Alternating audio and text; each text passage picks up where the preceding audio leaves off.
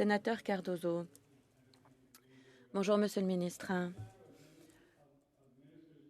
Pour ce qui est des ministres qui discutent avec les sénateurs, moi, je pense que si tous les Canadiens peuvent discuter avec les sénateurs, pourquoi est-ce que les ministres ne pourraient pas en faire de même? À titre de sénateur qui est dans un Sénat qui évolue, je pense au contraire que vous devez communiquer davantage avec nous.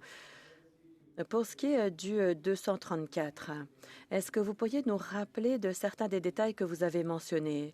Vous avez parlé de 1,5 milliard de dollars, cette somme qui a déjà été allouée. Ministre. En fait, on se porte mieux maintenant que nous avons des sénateurs indépendants ici, en cette Chambre. De discuter avec quelqu'un, c'est très différent que d'exercer des pressions, de faire de lobbying. En fait, il y a des sénateurs qui viennent vers moi pour discuter de questions d'importance. Et ça, je trouve que c'est positif pour le Canada. Comme je l'ai dit précédemment, nous avons mis en place des mesures à hauteur de 1,5 milliard de dollars au profit du secteur agricole. Je pourrais vous donner des exemples. Une exploitation de 180, qui existe depuis 180 ans, qui a reçu plus de 170 000 dollars pour acheter un nouveau séchoir mixte. Par conséquent, l'utilisation du propane dans le processus de séchage va être réduite de 46 %. Voilà un exemple d'aide que nous accordons aux agriculteurs à l'échelle du pays pour qu'ils réduisent leurs empreintes carbone et pour qu'ils réduisent aussi leurs factures. Sénateur Cardozo. Deuxième partie de ma question, l'empreinte écologique.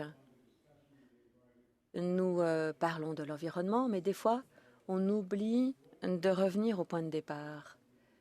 Pourquoi est-ce que nous sommes préoccupés par rapport aux émissions de carbone? Et pour ce qui est de la tarification du carbone, pourquoi est-ce que vous nous taxez si vous allez tout simplement nous rembourser? Ministre, je dirais deux choses. Si le Bureau de l'assurance du Canada était ici, il vous dirait que le coût des changements climatiques a augmenté de 400 % au cours des 40 dernières années. C'est le Canadien qui doit assumer ces coûts. En 2021, pour le secteur agricole à lui seul, 500 milliards de dollars. Voilà ce que représentent les changements climatiques dans ce secteur. Maintenant, pour ce qui est de notre système de tarification du carbone, on veut que ça soit carboneutre et net zéro. Donc, il n'y aura pas de recettes qui seront générées et qui vont se retrouver dans le trésor public. 90 % des sommes seront rendues aux Canadiens. Alors, il faut que les Canadiens changent leur comportement et pourront ainsi commencer à faire des économies. Avoir plus d'argent dans ses poches, ça veut dire qu'on peut faire autre chose avec.